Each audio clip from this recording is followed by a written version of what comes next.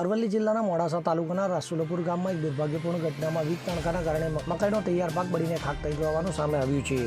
ખેડૂતે મકાઈનું ભરપૂર વાવેતર કર્યું હતું અને પાક લણણી માટે તૈયાર હતો ત્યારે ખેતર પરથી પસાર થતી વીજ લાઇનમાંથી તણખા સૂકા પાક પર પડ્યા હતા. આ કારણે આગ લાગી હતી. તો ઘટનાની જાણ થતાં મોડાસા નગરપાલિકાના ફાયર ફાઇટરની ટીમ તાત્કાલિક ઘટના સ્થળે દોડી આવી હતી અને આગને કાબૂમાં લીધી હતી. તો આ ઘટનામાં મકાઈનો સંપૂર્ણ પાક બળી જતા ખેડૂતોને મોટું આર્થિક નુકસાન થયું છે. તો વીજ વિભાગ દ્વારા ઉનાળાની સિઝન પહેલાં તમામ વીજ લાઇનોની મરામત કરવી જોઈએ, જેથી આવી આકસ્મિક ઘટનાઓ ન બને અને ખેડૂતોને નુકસાન ન થાય.